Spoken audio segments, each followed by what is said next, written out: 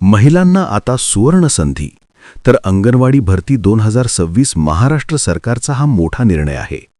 तब्बल 2 लाख अंगणवाडी सेविका आणि मदतनीस भरतीला मंजुरी. अर्जासाठी 12 कागदपत्र आपल्याला तयार ठेवावी लागणार आहेत. कोणती कागदपत्रे तुम्हाला तयार ठेवायची आहेत व त्याचबरोबर शिक्षणाची अट काय राहणार आहे या भरतीकरिता, तुम्हाला संपूर्णतः अटी व शर्ती काय असणार आहेत याबद्दलची सविस्तर माहिती आपण आजच्या व्हिडिओच्या माध्यमातून पाहणार आहोत. तत्पूर्वी तुम्ही जर आपल्या कोकणचे गजाली या चॅनलवरती नवीन असाल तर आपल्या या चॅनलला लगेचच लाईक आणि सबस्क्राईब करायला विसरू नका. चला तर मग वेळ वाया न घालवता ही अंगणवाडीची महाभरती कशी असणार आहे ते आपण जाणून घेऊया.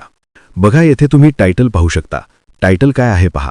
अंगणवाडी भरती 2026 महाराष्ट्र सरकारचा मोठा निर्णय. तब्बल 2 लाख अंगणवाडी सेविका आणि मदतनीस भरतीला मंजुरी. अर्जासाठी 12 कागदपत्र आपल्याला तयार ठेवावी लागणार आहेत.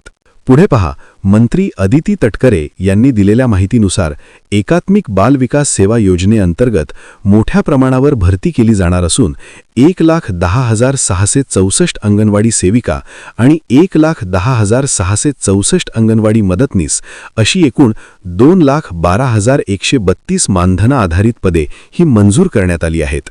या भरती प्रक्रियेमुळे ग्रामीण आणि शहरी भागातील महिलांना रोजगाराच्या संधी वाढतील.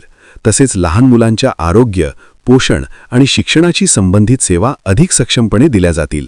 महिला सक्षमीकरणाच्या दिशेने हा निर्णय या ठिकाणी अत्यंत महत्त्वाचा मानला जात आहे. बघा, अर्ज करण्यासाठी उमेदवाराने काही आवश्यक कागदपत्रे तयार ठेवणे गरजेचे आहे. पहिली अट आहे, अंगणवाडी सेविका किंवा अंगणवाडी मदतनीस यांना किमान आहारता 12वी, ज्याला आपण HSC म्हणतो, 12वी उत्तीर्ण असणे आवश्यक आहे. उमेदवार पदवी किंवा पदव्युत्तर इत्यादी बाबतचे गुणपत्रक व प्रमाणपत्रक यांच्या सत्यप्रती जोडणे. दुसरी आहे, शैक्षणिक आहारता किंवा पात्रता प्रमाणपत्र, गुणपत्रके, अर्जासोबत जोडलेली कागदपत्रे स्वतः साक्षांकित म्हणजे सेल्फ अटेस्टेड केलेली जोडणे बंधनकारक राहील.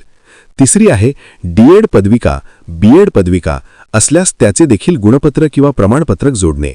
चौथी आहे, उमेदवार MSCIT उत्तीर्ण असल्यास त्याचे देखील प्रमाणपत्र जोडणे गरजेचे आहे. पाचवी आहे, तहसील कार्यालयाचे रहिवासी प्रमाणपत्र, हे देखील या ठिकाणी अनिवार्य आहे. त्यानंतर 6वी अट आहे, लहान कुटुंबाचे प्रमाणपत्र येथे तुम्हाला लागणार आहे.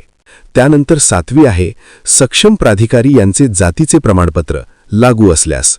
8वी आहे, सक्षम प्राधिकारी यांचे विधवाचे प्रमाणपत्र, तेही या ठिकाणी लागू असल्यास. त्यापुढे 9वी अट आहे बघा, शासकीय अनुदानित संस्थेत दाखल असलेल्या अनाथ अर्जदारांच्या बाबतीत सक्षम प्राधिकारी यांचे प्रमाणपत्र, ते देखील लागू असल्यास. 10वी आहे, विधवा किंवा अनाथ सक्षम प्राधिकारी यांचे प्रमाणपत्र लागू असल्यास.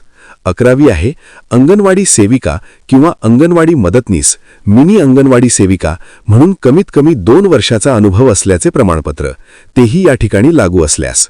त्यानंतर शेवटची 12वी अट आहे, आधार कार्ड.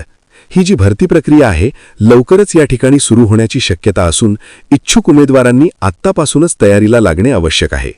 बघा, एकूणच अशा पद्धतीने या ठिकाणी आत्ताच पाहिल्याप्रमाणे ही जी अंगणवाडीची भरती आहे 2026ची, आपल्या महाराष्ट्र सरकारचा हा मोठा निर्णय आहे.